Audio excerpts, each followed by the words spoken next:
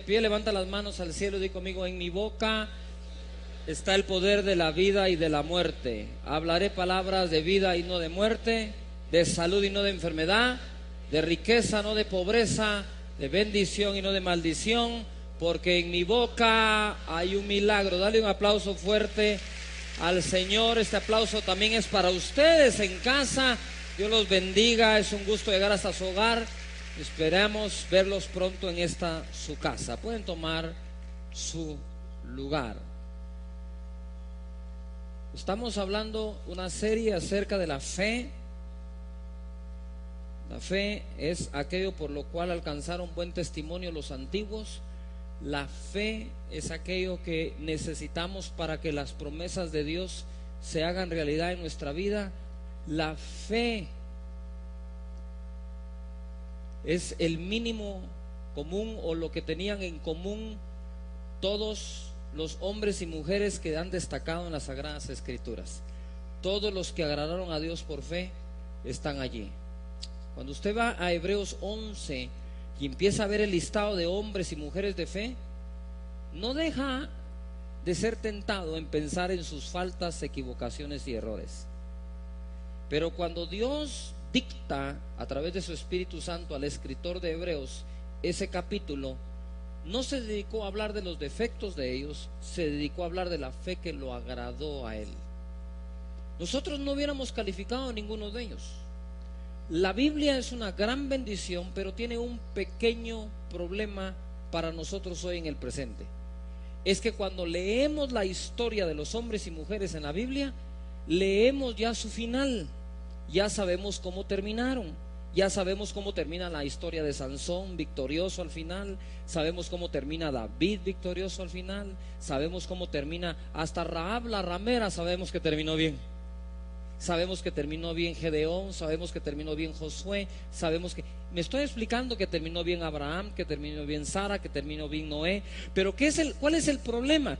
Que como ya sabemos cómo terminan, entonces decimos creer que Dios estuvo con ellos. Y decimos creer que Dios los respaldó. El problema está en las cosas que Dios quiere hacer hoy. No sé si me estoy explicando. No tenemos que construir un arca porque no viene un diluvio. No tenemos que derribar los muros de Jericó como Josué y Caleb. No tenemos que atravesar un desierto como Moisés. No tenemos a un Goliat que derrotar como David. Pero tenemos nuestros propios desafíos: su empresa, la iglesia, su familia, la sociedad. Y cuando queremos enfrentar con fe, empiezan a aparecer aquellos que: ¿será que Dios quiere eso? ¿Será que Dios le habló?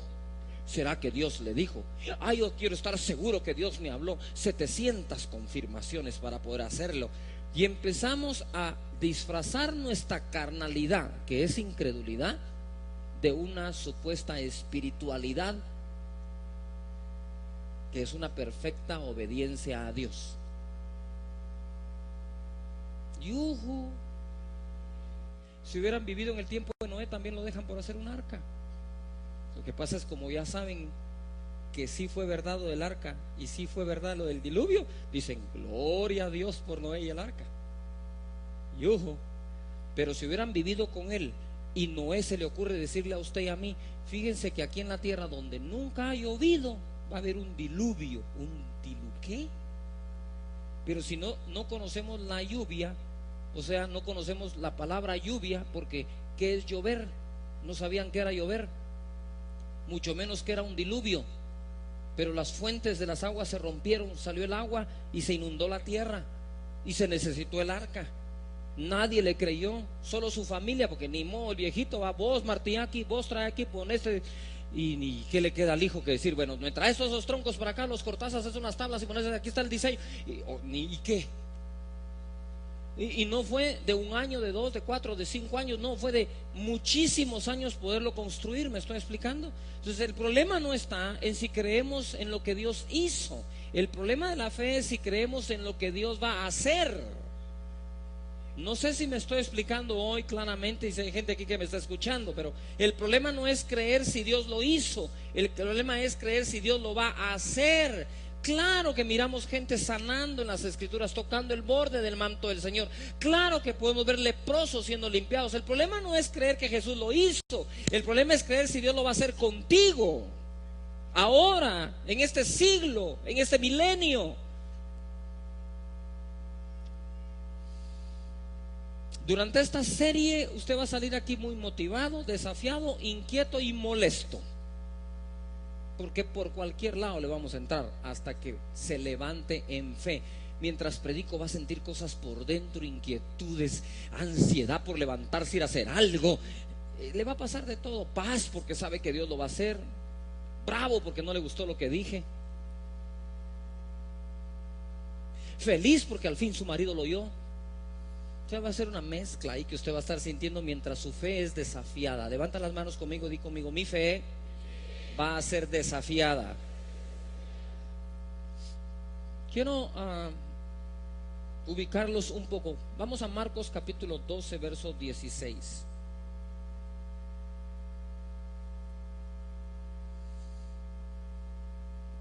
Cuando a Jesús lo van a tentar con una moneda y le dicen: ¿es lícito pagar tributo o no? Lo querían tentar. Jesús sabía lo que estaban haciendo. Entonces Jesucristo dijo: tráiganme una moneda. Y en el en el capítulo 12, verso 16 dice: ¿de quién es esta imagen y la inscripción?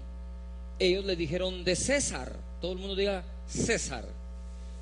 Respondiendo Jesús les dijo: dad a César lo que es de César, y a Dios lo que es de Dios. Y escuche: y se maravillaron de él. ¿Dónde está la maravilla? La maravilla, aquí la maravilla está en que él se quitó esa tentación que le estaban poniendo, esa prueba que le estaban poniendo. Ellos querían saber si Jesús iba a decir: no, somos judíos y no le tenemos que pagar ninguna moneda ni impuestos al César. Ellos querían escuchar qué Jesús iba a decir. Esta pregunta era capciosa, esta pregunta tenía veneno escondido en ella. No sé si me estoy explicando. Sí, entonces viene Jesús y le dicen: ¿saben de quién es esta figura que está acá? Es del César. Pues entonces denle al César lo que es del César, le pertenece al César. El propietario de esto es el César. Denle a César lo que es del César, y les dice a los demás: denle a Dios lo que es de Dios. ¿Por qué lo puso? Porque también sabía que los judíos, cuando oyeran decir a Jesús: denle a César lo que es del César, ya no le iban a dar a Dios lo que es de Dios, porque no alcanza. No sé si me estoy explicando. Pero Dios nos muestra aquí algo que no es de la fe, sino de la moral. Ahora va para allá, voy a hacer un paréntesis. Y es que los impuestos hay que pagarlos. Para empezar, no son tuyos, no son míos, son nuestros, en el sentido de que si tú no los pagas, me perjudicas a mí que sí los pago, porque con los míos no alcanza para todo lo que necesitamos usar en Guatemala. ¡Yujú! Entonces, constantemente estamos robando en ese sentido. Si tú no pagas tus impuestos y tu vecino sí los paga, con los que él paga no alcanza para hacer lo que necesitamos hacer también con lo que tú pagas. Pero si otros se lo roban, el hecho que otro vaya a robar no implica que usted se robe. O sea, que usted entra a una joyería, ¿verdad? Y lo asaltan la joyería, y el ladrón se lleva todo, pero deja ahí 2, 3 cosas y dice: bueno, si aquel no se los llevó, igual ya asaltaron, me los llevo yo. ¡Yujú! No es así. Al César lo que es de él, y a Dios lo que es de. Ahora, ojo, ¿dónde está aquí la prueba? ¿Dónde está la maravilla? La maravilla está en que los judíos eran esclavos de los romanos, y todos los judíos estaban esperando a alguien que se pusiera en contra de los romanos. Por eso cuando Jesús también multiplica los panes y los peces y le da de comer a la multitud, la gente viene para quererlo hacer rey. ¿Todavía está acá? Se cree que por eso Judas lo entrega, porque Judas esperaba que él fuera a ser el rey de los judíos en el sentido terrenal, causar una revolución y entonces derrocar a los romanos y establecer el reino de los judíos. Y como no lo hizo, aquí hay toda una historia que debe de conocer usted. Entonces Jesús tenía enseñanzas que socialmente a algunos no les convenía escuchar. Dije, ya nos dijo que le paguemos al César lo que es del César. Por ahí alguien dijo, de plano es falso. Como un hermano que la vez pasada estaba predicando yo, del César lo que es del César, y hay que darle a nuestro país lo que es del país y pagar los impuestos. Y entonces bromeando dijo, ya empezó a hablar herejías el pastor. Ni modo, como él no los paga. Ahora ojo, dice Mateo capítulo 5 verso 39 en adelante: pero yo os digo, no resistáis al que es malo, antes a cualquiera que te hiera en la mejilla derecha, vuélvele también la otra. Al que quiera ponerte a pleito quitarte la túnica, déjale también la capa. Y a cualquiera que te obligue a llevar carga por una mía, ve con él dos. Wow. A cualquiera que te quiera obligar a ir con él una mía, ve con él ¿qué? Dos. Ojo acá, esto es impresionante. Los judíos, al ser esclavos de los romanos tenían un derecho sobre ellos, y que era que ellos le llevaran la carga a un romano por lo menos una milla. Entonces, si usted era uno del pueblo de Israel y andaba por la calle y andaba un romano ahí que acaba de hacer el súper, ¿verdad? Y la mujer se está quejando de todas las cosas que trae, el romano le podía decir al judío, hey, llévale por favor las cargas a este o a aquel o a mí. Y tenía la obligación el esclavo de por lo menos una mía llevar la carga. Aparece Jesucristo con otra bella enseñanza, ¿verdad? Y entonces le dice, y cuando ustedes los obliguen a ir con ellos una mía, todo el mundo se codijo ahorita, dice que les tiremos todo en la cara a estos romanos. Vayan con ellos dos, les dijo. Yo creo que Pedro codió a Juan, le dijo, mira, aquí sí estamos lavados, estábamos mejor con el César que con Jesucristo. O sea, al César una mía y ahora dos. Pero voy a hacer un paréntesis aquí a la fe. Pero le dije la vez pasada, cuando hablé de transformarnos en personas útiles, que hacemos más de lo que nos piden, yo estoy seguro que la amargura que aquellos sentían por estar subyugados a los romanos, cuando les pedían llevar una mía, se les salió del corazón caminando la segunda. Estoy seguro que ellos agarraron las maletas, ¿verdad? 5 personas, puse el ejemplo, llevando las maletas o las cargas de los romanos, y cuando iban caminando, usted se imagina cómo estaban. Esa primera mía es espantosa. Romano, desventura, ojalá te queme el penacho, las copas de la ira de Jehová son para vos, ¿verdad? Cuando Dios venga en su reino te chamusca en el infierno, desventurado, explotador, y todo lo que está diciendo. ¿Me estoy explicando? Y cuando llegaron a la primera mía, aquellos muy gentilmente, porque había que guardar el cuello, le dijeron, aquí están sus maletas, ya lo cargamos una mía. Pero 2 de ellos siguieron 2 millas más, o una mía más. El romano los mira y dice, ¿estos qué onda? ¿Para dónde van con todas las cosas? Y que, pues, agarra tu maleta, porque el Señor Jesús dijo que son 2 mías. Ay, el Señor Jesús. Pero estoy seguro que cuando dieron el paso en el primer paso de la segunda mía, empezaron a ver al romano de forma diferente, porque se les salió lo que tenían en el corazón. Y el romano no está tan malo, ¿verdad? No, porque cuando uno practica lo que Jesús enseña, el corazón se mantiene saludable. Cuando tú dejas de practicar lo que Jesús enseña, tu corazón se puede enfermar. Y no hay peor cosa que vivir con un corazón enfermo. Y cuando iba a decir, romano tan lindo, Dios lo perdone, al rato reciben a Jesús como Señor y Salvador, al rato son salvos. Dios bendiga al romano y a toda su parentela, que antes no la bendecíamos, pero ahora sí, toda bendita su descendencia, su ascendencia y todos los demás de él. ¡Viva Roma! Ya picados, ¿va? ¿Qué haces cuando te tratan así? ¿Cómo sanas tu corazón? El corazón se sana dando más de lo que nos han pedido. Mira esa conducta. ¿Cómo le pides tú a Dios cuando vas a orar? Ya le aseguro que muchos de ustedes, siempre que oran, siempre lloran. ¡Ay, Señor! ¡Mi hijo! ¡Ay, mis hijos! Esa era otra. Esa era otra, ¿va?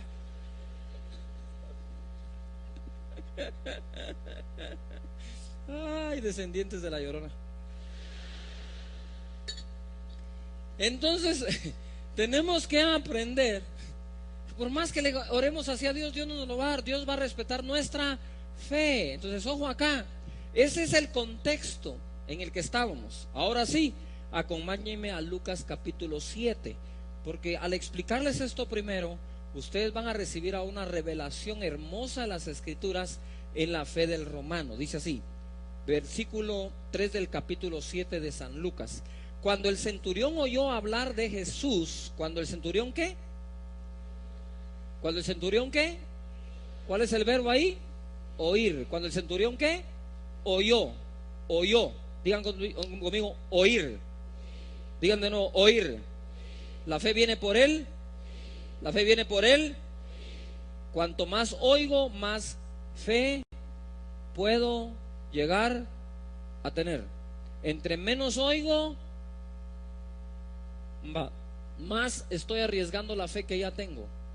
Los desafíos futuros se van a enfrentar con una fe renovada, no con la fe de hace 15 años. Tu fe tiene que ser constantemente renovada para enfrentar los nuevos desafíos. Dice la palabra, cuando el centurión oyó hablar de Jesús, le envió unos ancianos de los judíos, rogándole que viniese y sanase a su siervo. Y ellos vinieron a Jesús y le rogaron con solicitud, diciéndole, es digno que le concedas esto, porque ama a nuestra nación y nos edificó una sinagoga. Y Jesús fue con ellos. Pero cuando ya no estaban lejos de la casa, el centurión envió a él unos amigos diciéndole, Señor, no te molestes, pues no soy digno de que entres bajo mi techo, y por lo que ni me tuve por digno de venir a ti, pero di la palabra y mi siervo ¿qué? Será sano, porque también yo soy hombre puesto bajo autoridad y tengo soldados bajo mis órdenes, y digo a este ve y va, y al otro ven y viene, y a mi siervo haz esto y lo hace. Y al oír esto, Jesús se maravilló de él, y volviéndose dijo a la gente que le seguía, os digo que ni aún en Israel he hallado tanta fe. Pongan atención ahora a esto. Esta revelación el Señor me la dio hace unos meses, y cuando me la dio, obviamente le pregunté yo al Señor, Señor, ¿y esto qué es? Siempre he tenido curiosidad por qué admiró la fe de un romano y que fue inmediatamente a hacer el milagro. Para los que estuvieron la semana pasada acá se recordarán de la fe de la cananea. A la cananea no le hizo el milagro de inmediato, sino que le puso muchas pruebas a la fe en un ratito. No la escuchó, no le respondió, le dijo que no era enviado a ellos, ¿verdad? Después de eso la despidieron, y encima de eso le dijo que no era correcto darle el pan de los hijos a los perros. ¿Por qué al romano no le dice nada? Uno es romano y otro es cananeo. Las dos fe que más admiró Jesús es la fe de la cananea y la fe del romano. Pero al romano sí le dice claro, ni aún en Israel he hallado tanta fe. Si él dice esto de este romano, ese romano es digno de ser estudiado, investigado e imitado. ¿Me estoy explicando? Ni aún en Israel he hallado tanta fe. Y eso golpeó mi mente. Ni aún en su pueblo el Señor había hallado tanta fe como en un romano, centurión, parte del gobierno, parte de los soldados que subyugaban al pueblo. Ahora resulta que el Señor admira la fe de ese romano. Cualquiera diría, está bien que le diga que le demos al César lo que es del César, ¿verdad? Hay que ser honesto con los impuestos. Encima de eso nos pone a caminar una mía extra de la que los romanos exigen. Pero ahora que al que admiras al romano, esto ya es el colmo, pues.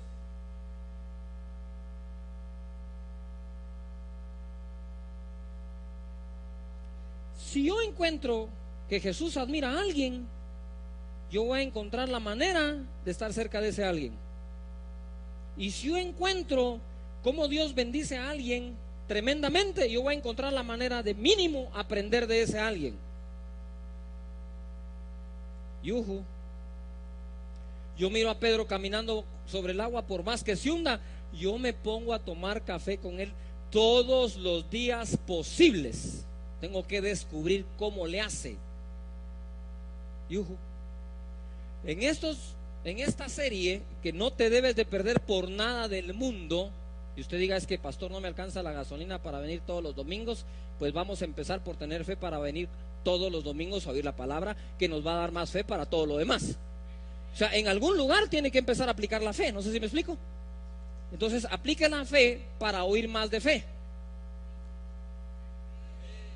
Voy a tener más fe para poder oír más, para tener más fe, para poder tener más, para poder oír más fe, para poder tener más, para poder oír más de fe, para poder tener más fe. Pero si usted dice, no tengo fe para oír más de fe, ¿para qué va a tener fe?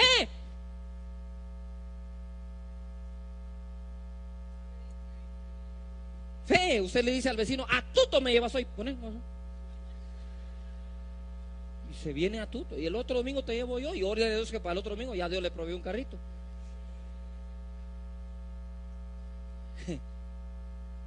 Fe, fe, fe, fe, fe, fe, fe, fe, fe, fe, fe, fe, fe, fe, fe, fe, fe, fe, fe, fe. ¿Qué sabía este romano?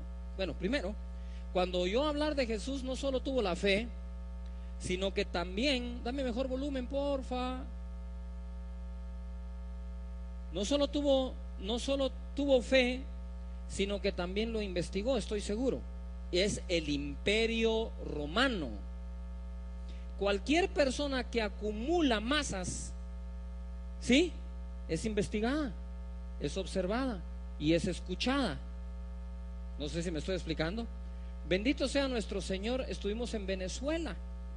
Todo el gobierno de Venezuela se portó a la altura, de maravilla con todos nosotros en Noches de Gloria.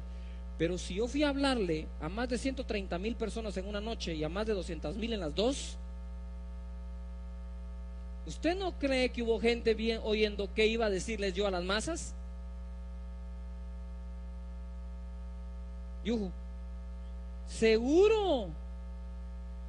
Tú no puedes estar llenando los estadios en Estados Unidos para hablarle a la gente y que no sepan ya qué estás hablando.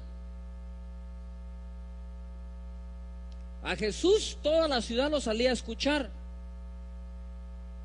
¿Usted cree que los romanos no tenían registrado el sermón del monte?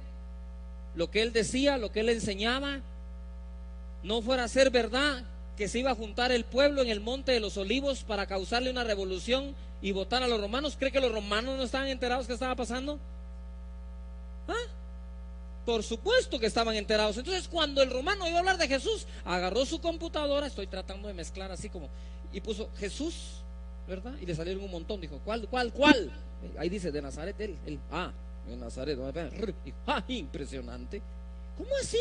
Al César lo que es del César. ¿Cómo así? Que caminen 2 millas en lugar de una. ¿Y este judío quién es? Pues es el Señor. El Señor. Esto es extraño. Y este es el que hace todos los milagros. Sí, pero además enseña esto, sí. Ajá. Ya sé. Yo no tengo. Se le estaba muriendo el enfermo, su sirviente, sobre quien él tenía autoridad y lo amaba. Aquí hay gato encerrado, señores. ¿Desde cuándo los judíos, desde cuándo los ancianos de Israel le van a rogar a Jesús que haga algo, si ellos eran los que lo querían matar?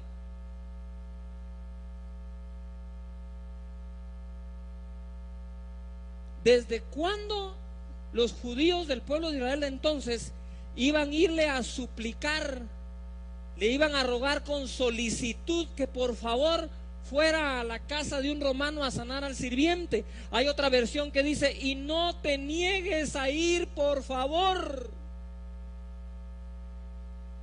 Yuhu. ¿Por qué fueron? Jesús sabía algo. El centurión romano sabía que su siervo estaba enfermo y sabía que él no tenía autoridad sobre la enfermedad. Como él no podía sanar al enfermo, él sí sabía quién tenía autoridad sobre la enfermedad del siervo y lo mandó a traer. Ojo acá. Pero la fe del romano es una fe con muchos pantalones.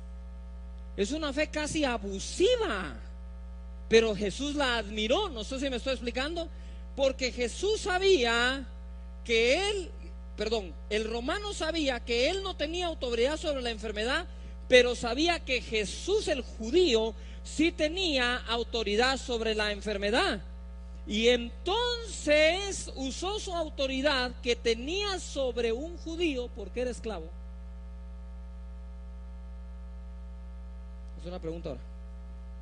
¿Los judíos eran o no esclavos de los romanos? Vamos, y los demás, ¿qué onda? No aprenden en clase. Ahora ya sabe por qué perdió las clases. ¿Los judíos eran, sí o no, esclavos de los romanos? ¿Sí? ¿Y Jesús? Dígalo. También era, si era judío, era esclavo. Entonces el romano pensó, voy a usar, ojo,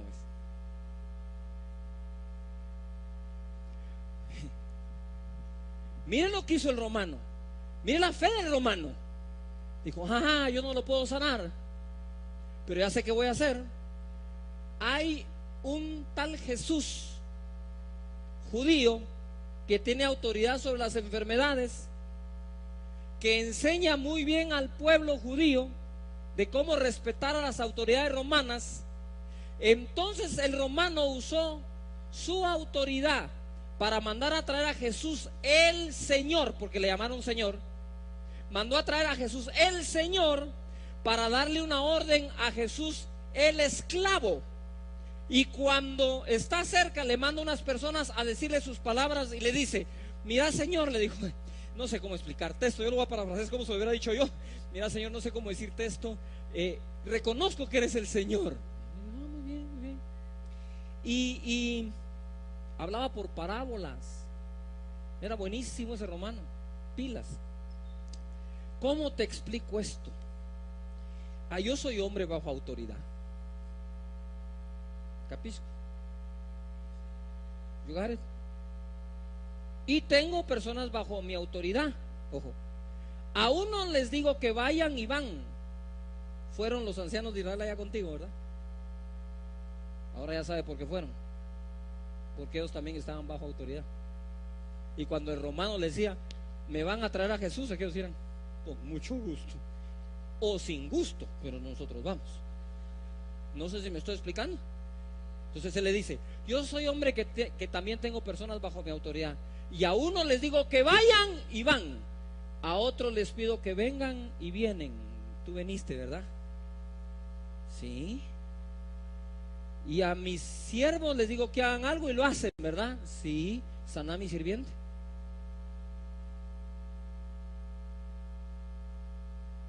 Alguien en el piano hace 400 años.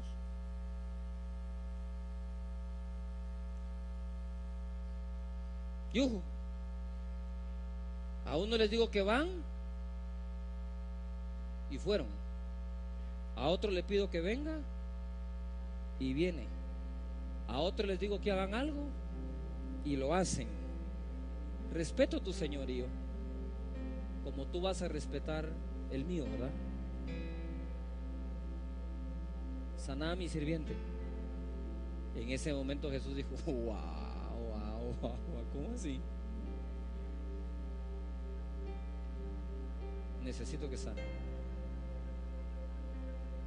Ni aún en Israel le haya dado tanta fe. Nosotros no tenemos autoridad sobre Jesús. Y Jesús ya resucitado, ¿qué autoridad tenía el romano sobre él ya? Ahora quiero que noten algo. Viene Jesús cargando la cruz. Y dice la Biblia que un hombre bajaba y pasaba por ahí llamado Simón de Cirene. Y un centurión romano le dijo, hey, tú, cárgale la cruz. Y yo sé que si es una mía, la vas a llevar. Y si es más de una mía, también. ¿Qué centurión pudo haber sido el que pidió, haciendo su autoridad, que a Jesús le llevaran la cruz?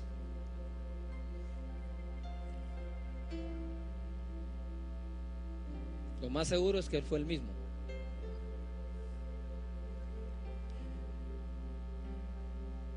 Ahora bien, tú no tienes autoridad sobre Jesús. Depende sobre Jesús, no, pero sí tienes autoridad delegada de parte de Dios como Jesús, porque somos herederos de Dios y coherederos con Cristo. ¿Cuál es el desafío acá? ¿Cómo es posible que un romano, no siendo hijo de Dios, no siendo heredero de Dios, ni coheredero con Cristo, le saque una bendición a Jesús, y tú con todas tus penas para orar y todo, no tomas tu derecho como hijo de Dios para ser bendecido? Tú debes de tomar la fe del centurión romano. No tienes la autoridad del centurión romano sobre Jesús, pero sí deberías de usar la misma fe para pedirle a tu papá todo lo que necesitas, y Él te lo va a dar, porque Él prometió que todo lo que le pidamos al Padre en su nombre, Él nos lo va a dar.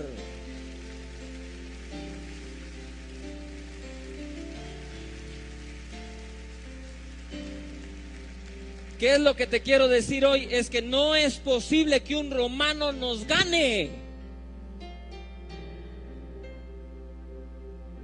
No es posible que un romano no nacido de nuevo, no lleno del Espíritu Santo, no conocedor de las promesas de Dios, sino conocedor únicamente de su autoridad, la que tenía sobre el pueblo de Israel, la usó para tener una bendición, y ni el pecado lo detuvo, porque dijo: no soy digno que entres bajo mi techo. Si ahí se hacen unas cosas horribles, pero sí creo que si decís la palabra, mi sirviente sana. Sánalo. Romano, si mi pueblo me pudiera creer como me crees tú, si mi pueblo pudiera usar sus derechos como tú estás usando el tuyo,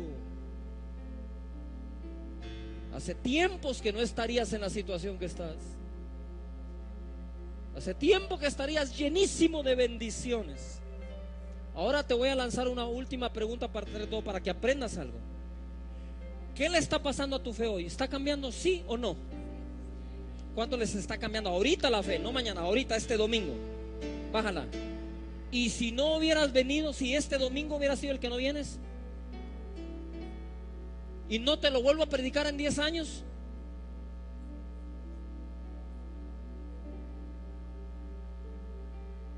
¿tú crees que Dios inventó el día de reposo por ganas de tener un día? ¿O porque es el día en que le quiere hablar a todo su pueblo junto y cambiarlo, renovarlo y llevarlo a algo mejor? ¿Cómo voy a tener fe para tener ese imperio que quieres tener de empresas si no tengo la fe para estar aquí oyendo de fe? ¿Cómo voy a tener la fe para que el cáncer de la familia se vaya si no tengo la fe para subir sin faltar nunca? Ustedes solos se engañan en su propia fe. Quítese ese engaño. Camine en fe. Dios te ama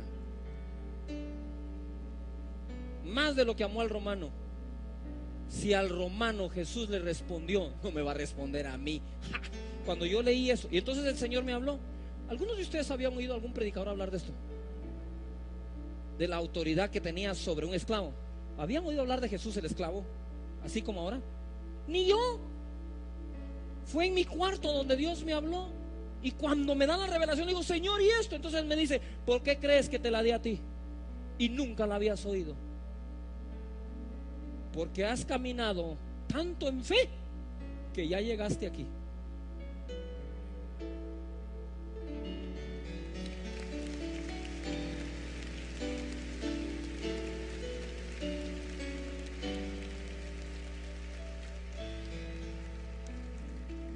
Y me dice: te la di a ti ahora porque estoy a punto de llevarte a ti y a todos los que me crean a otro nivel. Porque a donde vamos necesitamos renovar nuestra fe. ¡Fe! Señor, ¿qué vas a hacer? ¿Vas a dejar que un romano crea mejor que tú? ¡Qué vergüenza! ¿No es una vergüenza para mí o no? A mí me da pena.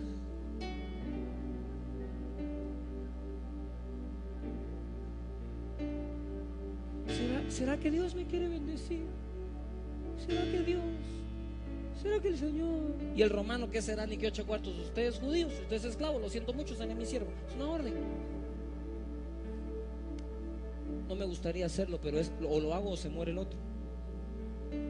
Y como Jesús sabe de autoridad, y hablaban entre autoridades, a Jesús no le molestó. Cuando tú dices, Padre, yo soy heredero de estas promesas, que se miren, Señor, en mi vida, papá. Dios no te dice, ay, qué abusivo. No, Él dice, wow, qué fe la que tienes, hijo. Ahora, sí, termino donde empecé. ¿Por qué a la cananea le dijo no tantas veces y al romano ni una?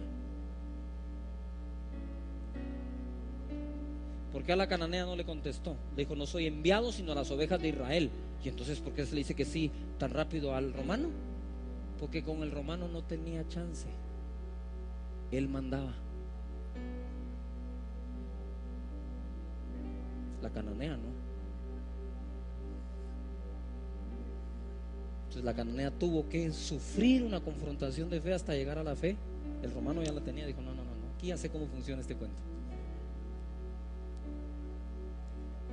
Más, no tenemos autoridad sobre Jesús, no la tenemos como el romano en aquel entonces, pero sí tenemos derechos que Jesús compró en la cruz del Calvario. ¿Por qué no va? No se canse de orar y ejercer fe. ¿No es maravilloso? Gracias, Señor. Levanta tus manos y di, Señor, hoy mi fe es totalmente renovada. Te creo por todo. Te creo por todo. Te creo por todo.